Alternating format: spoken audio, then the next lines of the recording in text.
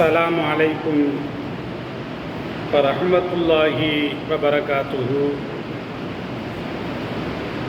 الحمد لله والصلاة والسلام على رسول الله وعلى آله وأصحابه عباد الله، أما بعد. فقد قال الله تعالى في كلامه القديم الفرقان المجيد: أعوذ بالله من الشيطان الرجيم، بسم الله الرحمن الرحيم. الشهر الحرام بالشهر الحرام، صدق الله العظيم. قال النبي صلى الله عليه وسلم: لا هجرة بعد الفتح ولكن جهاد ونية، أو كما قال عليه الصلاة والسلام. அளவற்ற அருளாளன், நிகரற்ற நிறைந்த அன்பாளன், எல்லாம் வல்ல அல்லாஹுவின் திருப்பெயரை போற்றி அகில உலகத்திற்கு அருட்கொடையாக அருளப்பட்ட அண்ணல் நபிகள் நாயகம் ஸல்லல்லாஹு அலைஹி வஸல்லம் அவர்களை போற்றி எனதுரையை ஆரம்பம் செய்கிறேன். அன்பிற்கினிய அல்லாஹுவின் நல்லடியார்களே, ஹிஜ்ரி 1446 ஆண்டு நேற்றுடன் நிறைவு பெற்று இன்று ஹிஜ்ரி 1447 ஆண்டின் துவக்கத்திலே சங்கையான மாதமாக இருக்கக்கூடிய முஹர்ரம் மாதத்தில் முதல் தினத்தில் இறைவனுடைய இல்லத்தில் இறைவனை வணங்கி தொழுவதற்காக வேண்டி இந்த இறை இல்லத்தில் நாமெல்லாம் வீற்றிருக்கிறோம். கண்ணியமிக்கவர்களே, நபி ஸல்லல்லாஹு அலைஹி வஸல்லம் அவர்களும் அவர்களுடைய அருமை தோழர்களும் தோழிகளும் இஸ்லாத்தை ஏற்றுக்கொண்டதற்கு பகரமாக அவர்கள் எல்லாவற்றையும் இழந்தார்கள், எல்லாவற்றையும் அவர்கள் துறந்தார்கள், எல்லாவற்றையும் அவர்கள் தியாகம் செய்தார்கள். அப்படிப்பட்ட ஸல்லல்லாஹு அலைஹி வஸல்லம் அவர்களுடைய தியாகத்தின், சஹாபாக்களுடைய அந்த தியாகத்தின் அந்த ஆண்டுதான் ஹிஜ்ரத் என்று போற்றப்படுகிறது. கண்ணியமிக்கவர்களே, நபி ஸல்லல்லாஹு அலைஹி வஸல்லம் அவர்கள் மக்காவிலே கிட்டத்தட்ட தனக்கு நபித்துவம் வழங்கப்பட்ட பிறகு 13 ஆண்டு காலம் மக்காவிலே மார்க்கப்பணி செய்தார்கள், தாவா பணி செய்தார்கள். ஆனால் அவர்களுக்கு பல வழிகளிலும் பல ரூபங்களிலும் சிரமங்களுக்கு மேல் சிரமங்களாக, கஷ்டத்திற்கு மேல் கஷ்டங்களாக அந்த இறை மறுப்பாளர்கள் கொடுத்து வந்தார்கள். எனவே ஸல்லல்லாஹு அலைஹி வஸல்லம் அவர்கள் என்ன நினைக்கிறாங்க அப்படின்னா, இறைவனுடைய இந்த தீனுல் இஸ்லாத்தை, இந்த இஸ்லாமிய மார்க்கத்தை சுதந்திரமாக கடைபிடிக்க வேண்டும், வெளிப்படையாக கடைபிடிக்க வேண்டும், வெளிப்படையாக பிரச்சாரம் செய்ய வேண்டும், வெளிப்படையாக தாவா செய்ய வேண்டும் என்ற அந்த நோக்கத்திற்காக வேண்டி எம்பெருமான் ஸல்லல்லாஹு அலைஹி வஸல்லம் அவர்கள் இறைவனால் வழங்கப்பட்ட ஒரு திட்டம்தான் ஹிஜ்ரத் என்ற அந்த நாடு கடந்து செல்லக்கூடிய ஒரு திட்டம். கண்ணியமிக்கவர்களே, ஸல்லல்லாஹு அலைஹி வஸல்லம் அவர்கள் மதீனாவிற்கு ஹிஜ்ரத் செய்கிறாங்க. அந்த மதீனாவிற்கு ஹிஜ்ரத் செய்வதற்கு முன்னால் 2 தடவை எத்தியோப்பியா என்று சொல்லப்படக்கூடிய அபிசீனியா நாட்டிற்கு தமது தோழர்களை ஸல்லல்லாஹு அலைஹி வஸல்லம் அவர்கள் நாடு துறந்து செல்லும்படி அவர்கள் கட்டளையிட்டார்கள். ஸல்லல்லாஹு அலைஹி வஸல்லம் அவர்களுக்கு நபிப்பட்டம் வழங்கிய 5ஆம் ஆண்டில் ஸல்லல்லாஹு அலைஹி வஸல்லம் அவர்கள் தமது தோழர்களுக்கு சொல்றாங்க, இங்கே இஸ்லாத்தை வெளிப்படையாக கடைபிடிக்க முடியல, இஸ்லாத்தை வெளிப்படையாக பின்பற்ற முடியல, இறைவனை வெளிப்படையாக தொழ முடியல, மார்க்கத்தை வெளிப்படையாக தாவா பிரச்சாரம் செய்ய முடியல. எனவே ஒரு 12 தோழர்கள் 4 பெண்கள் ஆகிய 16 நபர்கள் கொண்ட ஒரு குழு உஸ்மான் ரலியல்லாஹு அன்ஹு அவர்களுடைய தலைமையின் கீழ் முதலாக எத்தியோப்பியா நாட்டிற்காக வேண்டி அவர்கள் மக்காவை துறந்து நாடு துறந்து எத்தியோப்பியா நாட்டிற்கு செல்றாங்க. இதுதான் முதல் கட்டமாக நடந்த அந்த ஹிஜ்ரத் என்ற ஒரு பயணம். அதற்கு அடுத்த கட்டமாக 80க்கும் மேற்பட்ட நபி தோழர்களும் தோழிகளும் அதே எத்தியோப்பியா நாட்டிற்கு சென்றார்கள். இப்படி 3வது கட்டமாக ஸல்லல்லாஹு அலைஹி வஸல்லம் அவர்களுக்கு நபிப்பட்டம் கிடைத்த 13ஆம் ஆண்டிலே அந்த குறைஷிகளுடைய அந்த சூழ்ச்சிகள், மாபாதக செயல்கள், அவர்களுடைய அடக்குமுறைகள், அவர்களுடைய கொலை வெறியாட்டங்கள், அப்ப இவைகள் எல்லாம் அதிகரித்த பொழுதுதான் அல்லாஹ்வுடைய உத்தரவின் மூலமாக எம்பெருமான் ஸல்லல்லாஹு அலைஹி வஸல்லம் அவர்களும் அவர்களுடைய தோழர்களும் மதீனாவை நோக்கி ஹிஜ்ரத் போறாங்க. இது எப்போது நடைபெறுகிறது என்றால் ஸல்லல்லாஹு அலைஹி வஸல்லம் அவர்களுக்கு நபிப்பட்டம் கொடுக்கப்பட்ட அந்த 13 ஆண்டுகள் கழித்து இது நடைபெறுகிறது. எனவே தான் ஸல்லல்லாஹு அலைஹி வஸல்லம் அவர்கள் 40ஆம் வயதிலே அவர்களுக்கு நபிப்பட்டம் கிடைக்கிறது. 13 ஆண்டு காலங்கள் மக்காவிலே மார்க்க பிரச்சாரம் செய்தார்கள். ஆனால் வெளிப்படையாக செய்ய முடியவில்லை.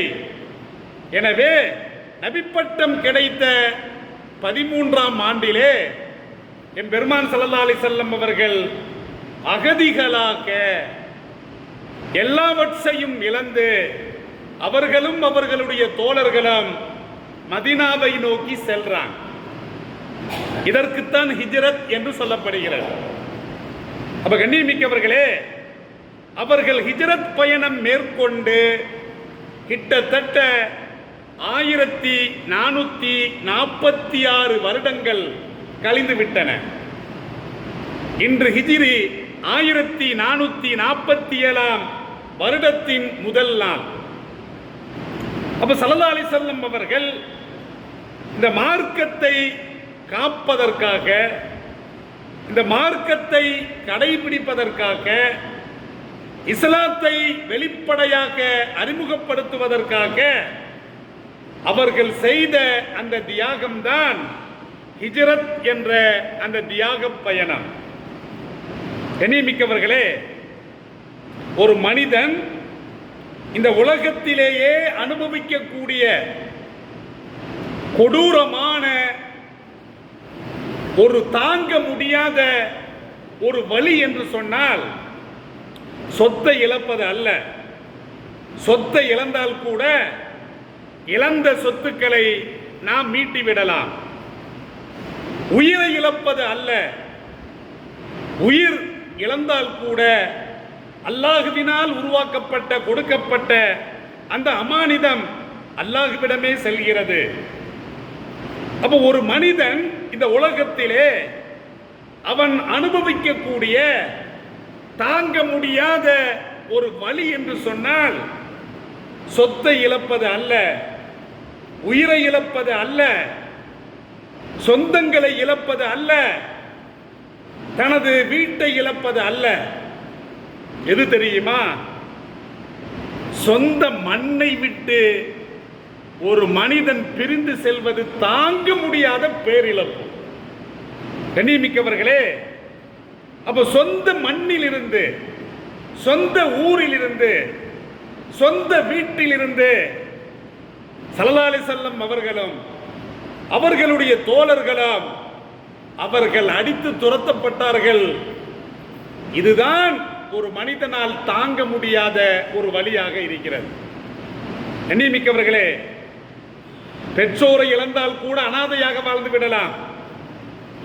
வயதுக்கு வந்து விட்டால் நாம் வாழ்ந்து விடலாம், வாழ்க்கை சமாளித்து விடலாம். ஆனால் ஒரு மனிதன் அவன் பிறந்த மண்ணில் இருந்து, அவன் வசிக்கக்கூடிய அந்த வீட்டில் இருந்து, அவனுடைய வசிப்பிடத்தில் இருந்து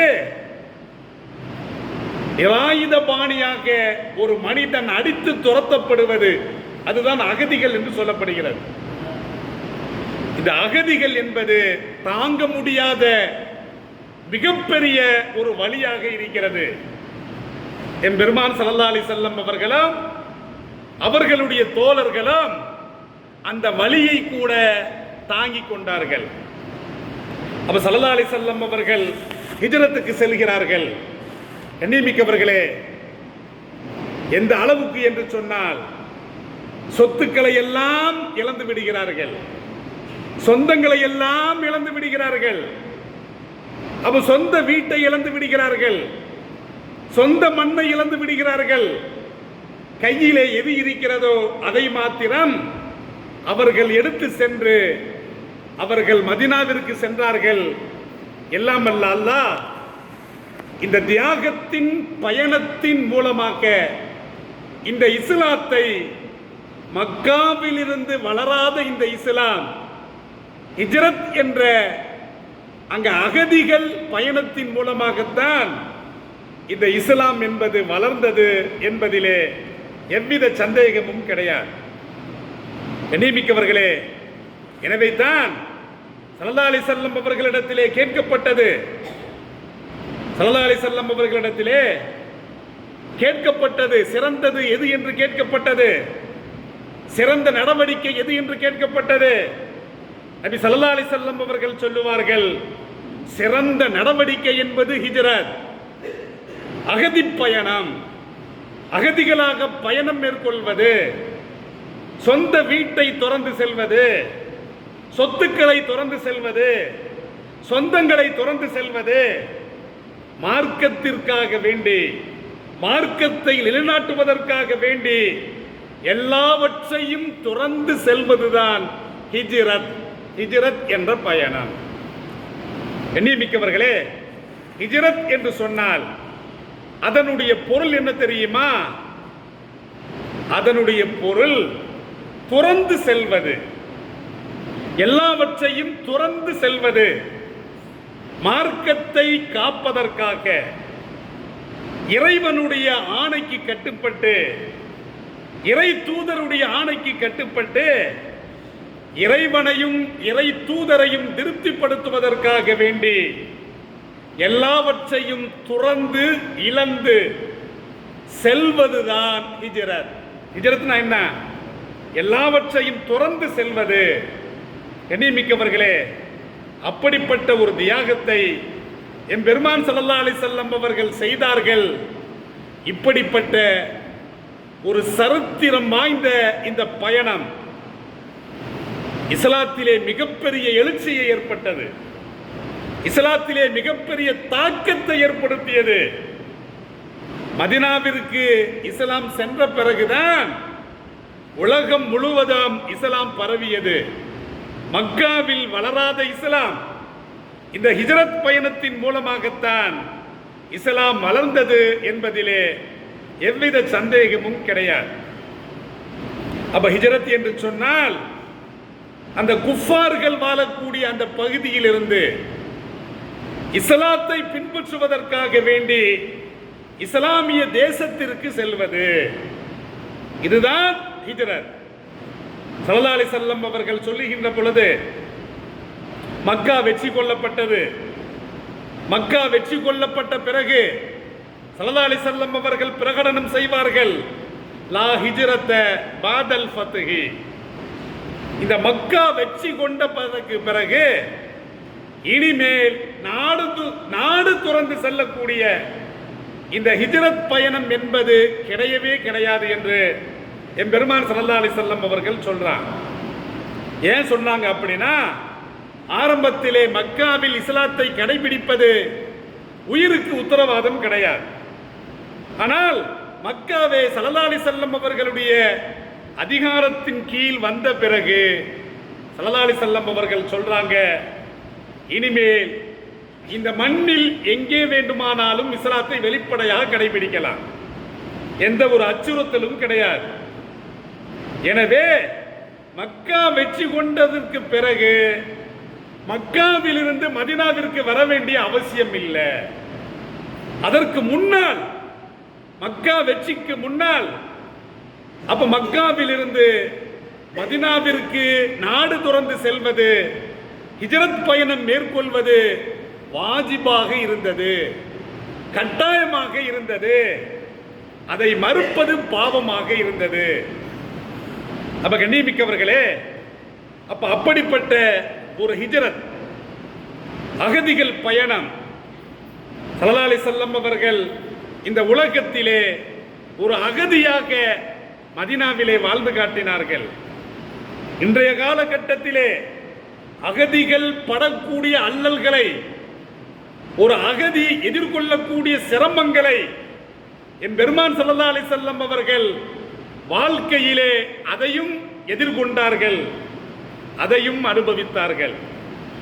இந்த உலகத்தில் நீங்க பார்க்குறீங்க, அகதிகள் என்று எடுத்துக்கொண்டால் இந்த உலகத்தில் இஸ்லாமியர்கள் தான் அதிகமான அகதிகள். கண்ணியமிக்கவர்களே, நீங்க பலஸ்தீன் என்று எடுத்துக்கொண்டால் அந்த பலஸ்தீன் என்ற அந்த மண்ணை சார்ந்தவர்கள் இன்றும் கூட அவர்களுடைய தாய் மண்ணில் இருந்து அவர்கள் அடித்து துரத்தப்படுகிறார்கள். அகதிகளாக பக்கத்து நாட்டுக்கு போறாங்க. அப்ப அவர்கள் உணரக்கூடிய அந்த வலியை, விவரிக்க முடியாத அந்த வலியை, அந்த வேதனையை எண்ணிமிக்கவர்களே என் பெருமான் ஸல்லல்லாஹு அலைஹி வஸல்லம் அவர்கள் உணர்ந்து கொண்டார்கள். இன்றைய அரபு தேசங்கள் 56 அரபு தேசங்கள் இருக்கின்றன. இவர்களுடைய இந்த வலியை, பலஸ்தீன் மக்களுடைய அவர்களுடைய அந்த வலியை, மனக்குமுறல்களை, அந்த வேதனைகளை, அவர்கள் படும் அல்லல்களை எந்த ஒரு அரபு தேசமாவது கண்டுகொண்டதா? நிச்சயமாக கிடையவே கிடையாது. கண்ணியமிக்கவர்களே, என் பெருமான் ஸல்லல்லாஹு அலைஹி வஸல்லம் அவர்கள் அகதிகளாக சென்றார்கள். அகதிகளுக்கு மறுவாழ்வை அமைத்து கொடுத்தார்கள். மதீனாவுக்கு போறாங்களா இல்லையா? அப்ப மதீனாவாசிகள் வரவேற்கிறார்கள், அன்சாரிகள் வரவேற்கிறார்கள்.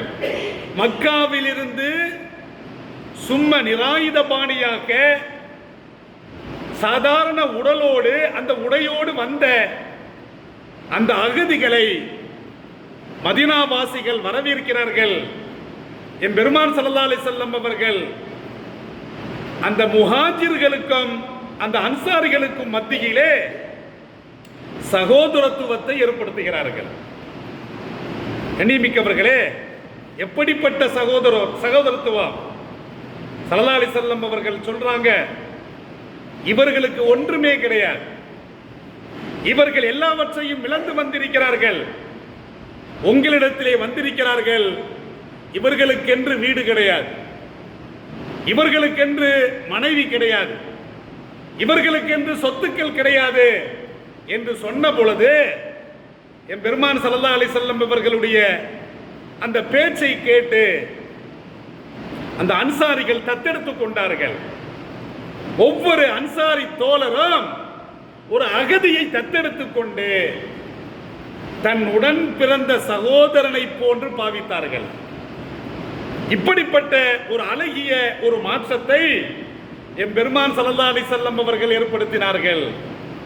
அகதிகளுடைய துயரை துடைத்தார்கள், அகதிகளுடைய கண்ணீரை போக்கினார்கள், அகதிகளுக்கு மறுவாழ்வை ஏற்படுத்தி கொடுத்தார்கள்.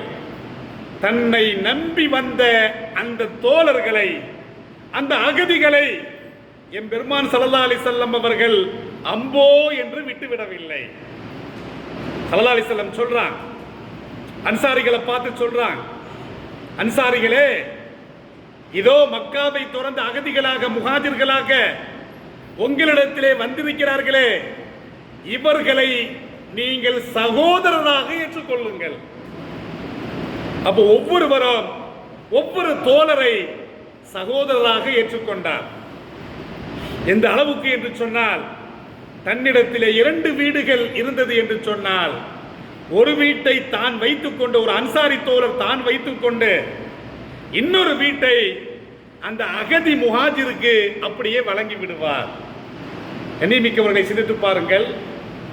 தன்னிடத்திலே 2 மனைவிமார்கள் இருந்தால், ஒரு மனைவியை வைத்துக் கொண்டு இன்னொரு மனைவியை தலாக் விட்டு அவருக்கு திருமணத்தை ஏற்படுத்தி கொடுத்தார்.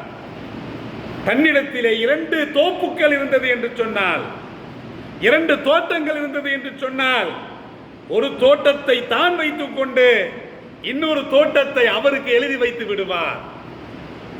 இந்த அளவுக்கு எம்பெருமான் ஸல்லல்லாஹு அலைஹி வஸல்லம் அவர்கள் ஒரு சகோதரத்துவத்தை ஏற்படுத்தி அகதிகளுடைய அந்த துயரை, அந்த வலியை எப்படி போக்க வேண்டும் என்பதற்கு உதாரணமாக எம்பெருமான் ஸல்லல்லாஹு அலைஹி வஸல்லம் அவர்கள் திகழ்ந்தார்கள்.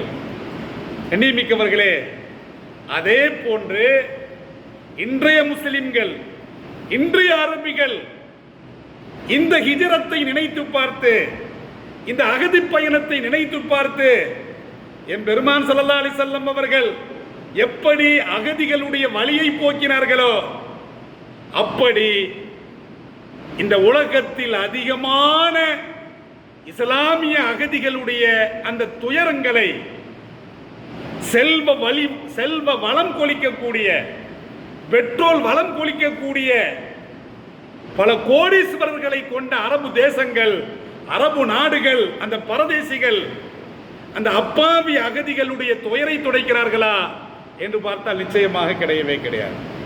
எவனோ சாவுறான், கண்ணியமிக்கவர்களே, நமக்கு என்ன என்று கண்டும் காணாமல் போகிறார்களே.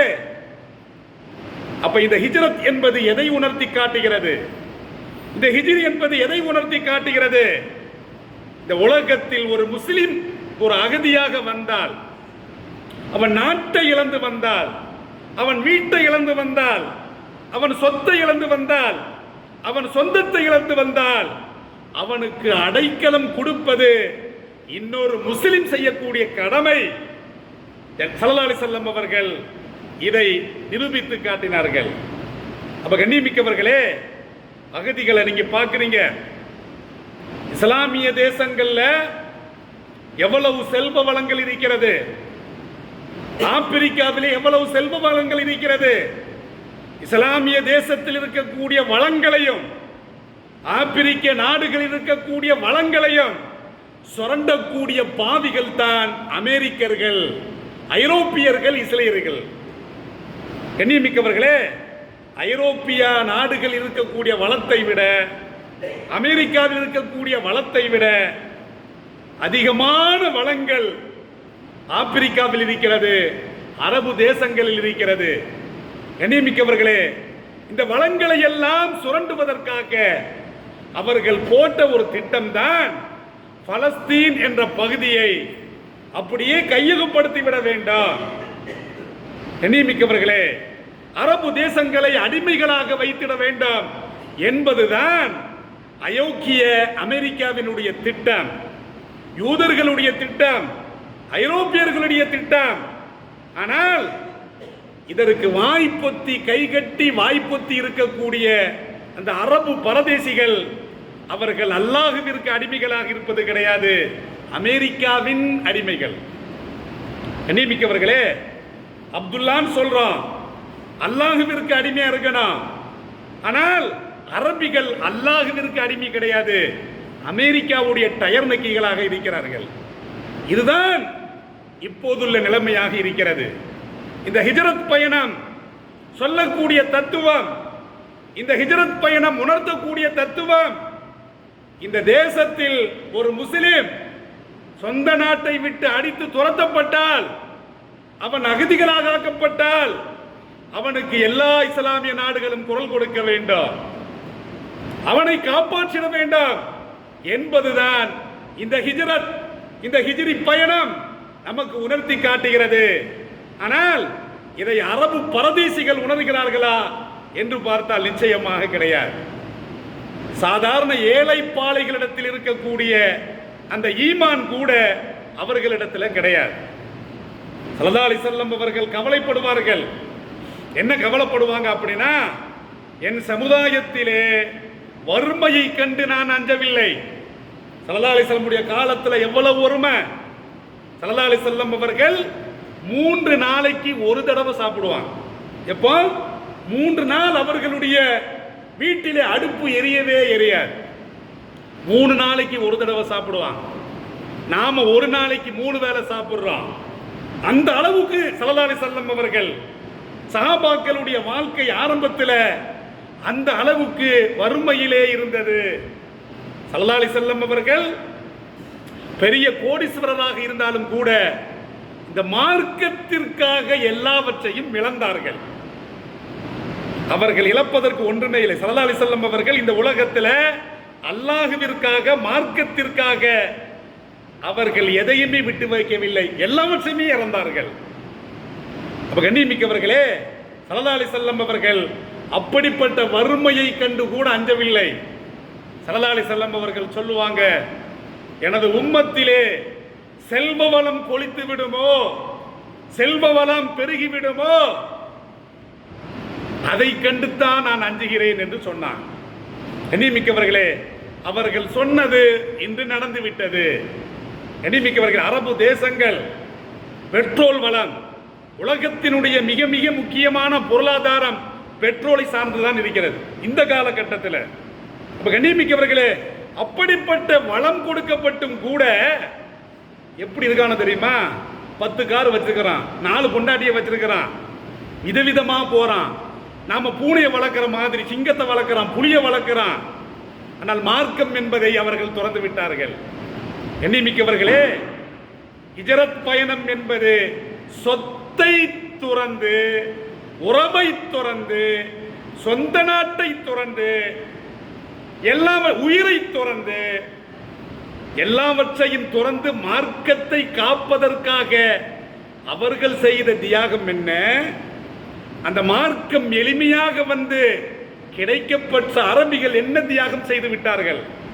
நினைமிக்கவர்களே, வேலை பார்க்கிறவனுக்கு சம்பளம் கூட கொடுக்க மாட்டான் இந்த பரதேசிகள். அப்ப கண்ணியமிக்கவர்களே, இதுதான் அரபிகளுடைய அந்த நிலைமைகள் இருக்கிறது. சொகுசாக வாழ்றான், அவனுடைய உடையில ஒரு தூசு கூட படக்கூடாதுன்னு இருக்கிறான். அந்த அளவுக்கு அவர்களுடைய சொகுசு வாழ்க்கை என்பது இஸ்லாத்திலிருந்து அவர்களை வெளியேற்றி விட்டது, தியாகத்திலிருந்து அவர்களை வெளியேற்றி விட்டது, இரக்கம் காட்டுவதிலிருந்து அவர்களை வெளியேற்றி விட்டது. எண்ணிமிக்கவர்களே, யாரையும் பார்க்க மாட்டேங்கிறான். தமது சகோதரன் அடிக்கப்படுகிறான், கொடுமைப்படுத்தப்படுகிறான் என்பது கூட கண்டும் காணாமல் இருக்கிறான். ஸல்லல்லாஹு அலைஹி வஸல்லம் அவர்கள் சொல்லுவாங்க, அரபிகளுக்கு கேடு உண்டாகும் என்று சொல்லுவாங்க. ஒரு காலத்திலே அரபிகளுக்கு கேடு உண்டாகும் என்று ஸல்லல்லாஹு அலைஹி வஸல்லம் அவர்கள் சொல்வது வெகு தொலைவில் கிடையாது. அமெரிக்க, இஸ்ரேல், ஐரோப்பிய அயோக்கியர்கள் இன்று ஈரானை கை வைத்தார்கள், நாளை ஒவ்வொரு நாட்டையும் கை வைப்பார்கள்.